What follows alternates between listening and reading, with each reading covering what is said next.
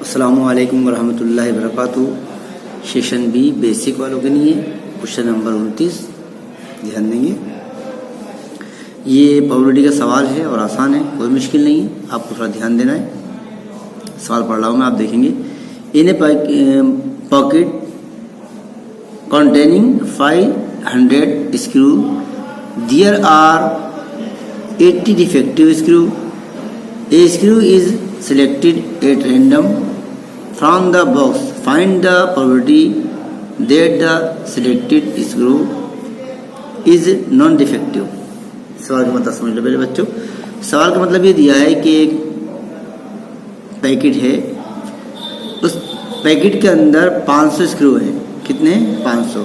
और 500 स्क्रू के अंदर जो है वो 80 जो है डिफेक्टिव है, और बगैर उसको जो है देखे अंदाज नहीं कर सकते कि उसमें डिफेक्टिव कौन है और नॉन डिफेक्टिव कौन है। 500 के अंदर जो है 80 डिफेक्टिव हैं और बाकी जो है वो सही हैं, नॉन डिफेक्टिव है। तो इसकी हमें प्रोबेबिलिटी बताना है, बगैर देखे प्रोबेबिलिटी हमें बताना है। तो कैसे करेंगे देखिए, मैं आपको सामने हल कर रहा हूँ, ध्यान देंगे आप। यहाँ पर सवालों के अंदर सबसे पहले हमें चाहिए होता है टोटल, कि कुल टोटल कितना है, क्या दिया हुआ है और क्या मालूम किया जा रहा है। आप जो मैं सोल्व कर रहा हूँ यहाँ पर, here total screw is 500। Total कितने? 500 है। एंड डिफेक्टिव, देखिए आप क्या डिफेक्टिव, एंड डिफेक्टिव इज 80। कुल कितने हैं? 500, उसमें से 80 जो है डिफेक्टिव हैं। तो सबसे पहले हम क्या करेंगे बच्चों, इसके अंदर डिफेक्टिव की प्रोबेबिलिटी बना लेंगे। सबसे पहले हम बनाएंगे डिफेक्टिव की प्रोबेबिलिटी। तो इस प्रोबेबिलिटी का फार्मूला होता है, आप देखिएगा, इवेंट ए, यानी लिखेंगे इवेंट, ध्यान दें एकदम आसान है, इवेंट ए देयर इज, या हियर लिख देंगे, हियर इज 80 डिफेक्टिव स्क्रू। ठीक है। अब even a, here is 80 defective screw. P A equal to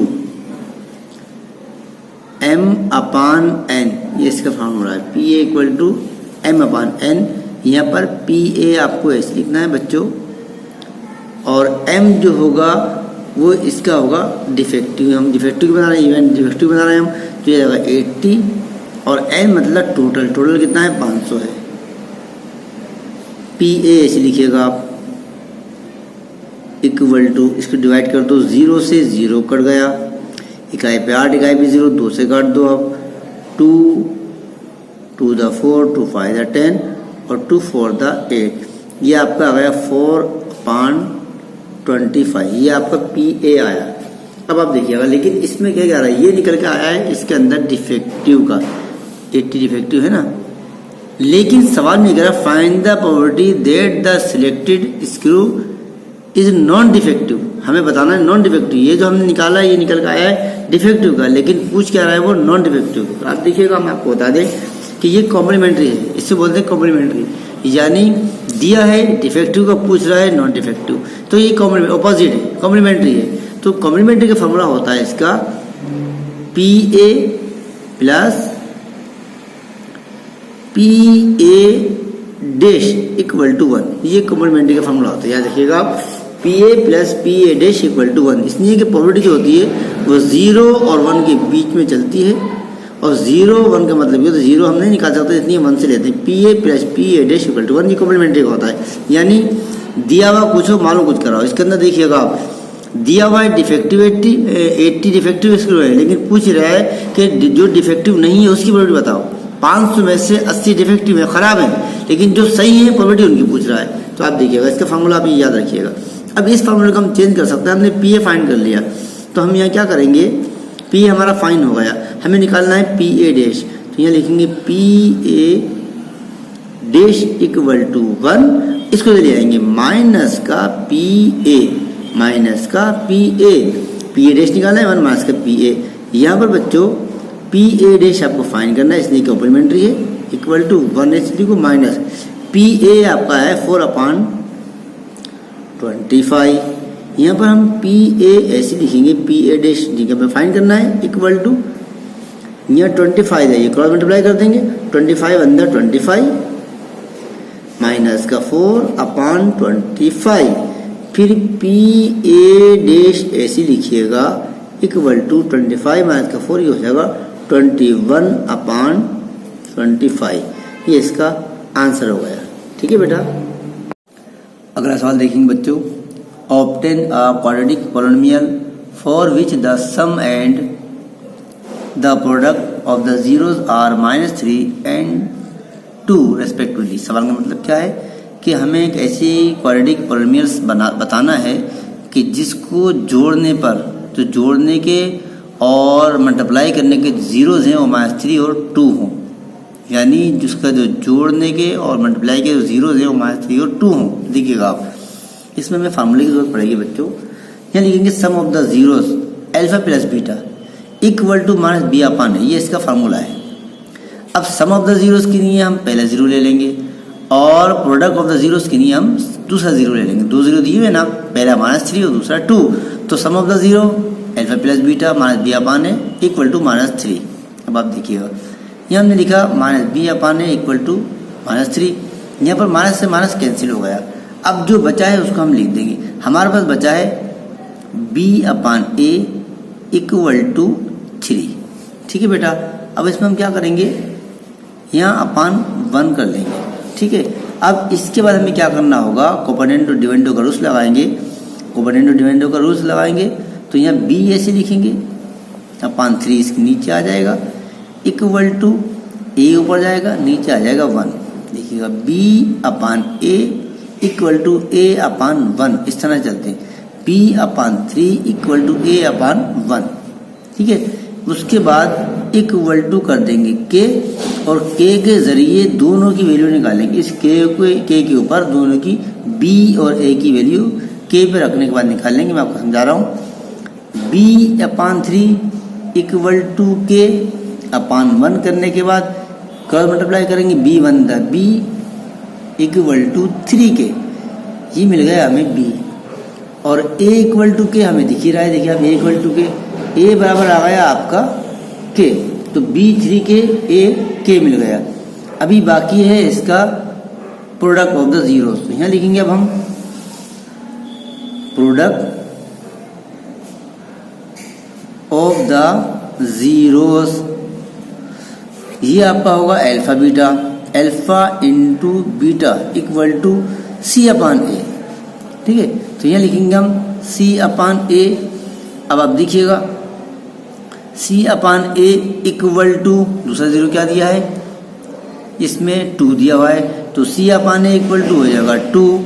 c आपको फाइन करना है और a इक्वल टू आप फाइन कर चुके, a इक्वल टू k, यानी a की जगह पर हम k लिख सकते हैं। तो यहाँ पर a की जगह पर आ गया k इक्वल टू 2/1 करने के बाद करेंगे क्रॉस मल्टीप्लिकेशन। तो यहाँ देखेंगे आप c1 c equal to 2k, समझा गया, c1 c equal to 2k।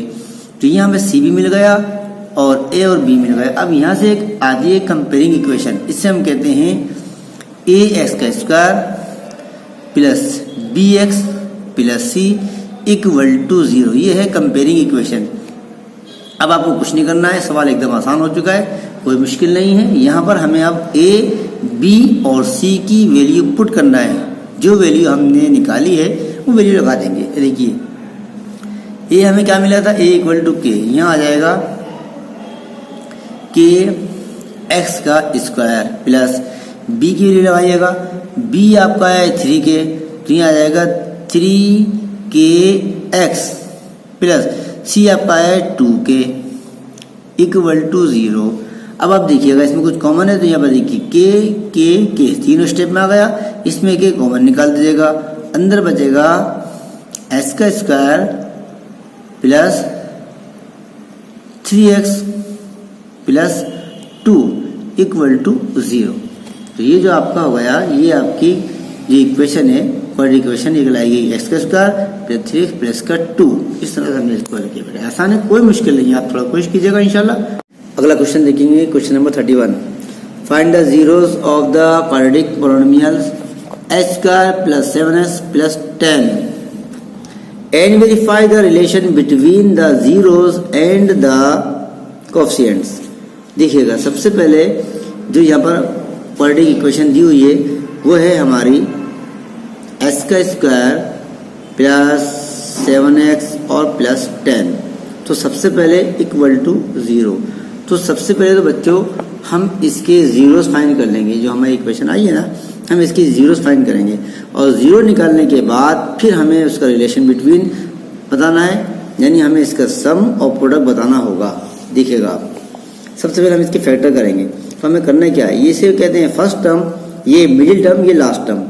तो यहाँ पर हमें जो लास्ट टर्म है वो 10 है, तो 10 की मल्टीप्लाई, स्टार्टिंग में कोई नंबर नहीं है, 10 की मल्टीप्लाई करने के बाद आपको क्या लाना है, मल्टीप्लाई करने पर 10 आए और प्लस माइनस करने पर 7 आए। आप देखिएगा मैं यहाँ हल कर रहा हूँ। अगर हम 10 को लिखें 5 इंटू 2, तो ये 5 टू द 10 हो रहा है और 5 प्लस 2 इक्वल टू 7 हो रहा है, यानी 5 इंटू 2 5 टू द 10 और 5 प्लस 2 7। मल्टीप्लाई करने पर लास्ट नंबर मिल रहा है और प्लस करने पर मिडिल टर्म आ रहा है। अब हम इसको फैक्टर में लगाएंगे। आप देखिएगा, इसको हम लिखेंगे x का स्क्वायर। हमें देखना ही होगा जो हमारा मिडिल टर्म है वो 7x प्लस का है, मतलब हमें इन दोनों को जोड़ने के बाद हमें प्लस मिल रहा है, यानी 7 मिल रहा है। यानी यहाँ पर हमारे जो हमें ये जीरोज मिले हैं, ये जो इसके फैक्टर आए 5 प्लस 2, इनको हम प्लस करेंगे तो मिडिल टर्म आएगा प्लस में। तो हम इसको लिख सकते हैं प्लस 5x प्लस 2x और प्लस का 10x आ जाएगा। अब आप देख सकते हैं 5 प्लस 2 7 और 5 टू द 10 इक्वल टू 0। अब आप देखिएगा, यहाँ देखेंगे आप 1 2 3 4 टर्म्स, यहाँ हम दो के जोड़े बनाएंगे। एक ब्रैकेट में आपको मिलेगा x का square plus 5x bracket close plus, बाहर प्लस अंदर का साइन पे कोई फर्क पड़ने वाला नहीं है, ऐसे ही आएगा 2x प्लस 10 इक्वल टू 0। इसमें कॉमन निकालना है, तो देखो x का स्क्वायर प्लस 5x, दोनों तरफ कुछ कॉमन है तो आप देखेंगे x कॉमन है, अंदर बचेगा x प्लस 5 प्लस, इसमें देखिए कुछ कॉमन है तो आप देखेंगे 2 कॉमन है, इसलिए कि x इधर है तो उधर नहीं है, लेकिन 2 1 2 2 5 10, इसमें 2 कॉमन निकाल देंगे, अंदर बचेगा x और 2 5 10 प्लस का 5, ठीक है। कॉमन जो निकालते हैं अंदर डिवाइड हो जाता है, यहाँ 2x था ओनली x लगाया और प्लस 2 5 10 इक्वल टू 0। यहाँ आप देखेंगे दोनों ब्रैकेट आपकी सेम आ गई, इन दोनों में से एक ले लेंगे x प्लस 5 और दूसरी ब्रैकेट में x बचेगा और प्लस का 2, ये आ गया x प्लस 2 इक्वल टू 0। अब इन दोनों ब्रैकेटों को हम 0 पे रख देंगे, तो आप देखिएगा पहले हमें मिलेगा x प्लस 5 इक्वल टू 0, इसलिए x इक्वल टू माइनस 5, दूसरा x प्लस 2 इक्वल टू 0, इसलिए x इक्वल टू माइनस का 2, ठीक है। अब बताना है हमें इसका रिलेशन, तो हम सबसे पहले देखेंगे alpha plus beta. Alpha plus beta के अंदर हम देखेंगे मिला है माइनस का 5 प्लस माइनस का 2, माइनस 5 प्लस माइनस का 2, ये हो जाएगा माइनस का 7 प्लस के लिए सम ऑफ द जीरोस लिखेंगे, और प्रोडक्ट या आपका होगा सम ऑफ द जीरोस, और दूसरा निकालना है प्रोडक्ट ऑफ द जीरोस।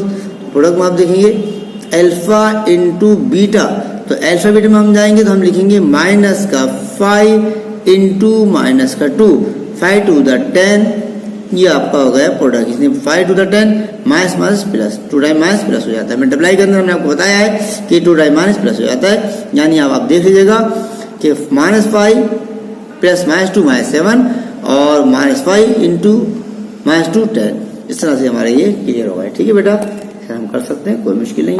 अगला सवाल देखेंगे, without finding the zeros alpha and beta of the polynomials px equal to 6x का square minus 13x plus 6, find the value of 1 upon alpha plus 1 upon beta and alpha square plus beta square. तो हम सबसे पहले क्या करेंगे, जो हमें यहाँ पी एक्स दिया हुआ है, आप ध्यान दीजिएगा, मैं हल कर रहा हूँ, आप लोग देखेंगे। यहाँ दिया है आपका P x equal to 6x का स्क्वायर माइनस 13x और प्लस 6, यानी कि इक्वल टू 0। और सबसे पहले इसके हम जीरोस फाइंड कर लेंगे, यहाँ जो दिया हुआ है ना, इसके जीरोस फाइंड करेंगे। तो आप देखिएगा, ये first term, middle term, last term, यहाँ स्टार्टिंग में 6 दिया हुआ है, तो ये 6 की मल्टीप्लाई होगी 6 से, 6 6 36, ये हमें मिला 36।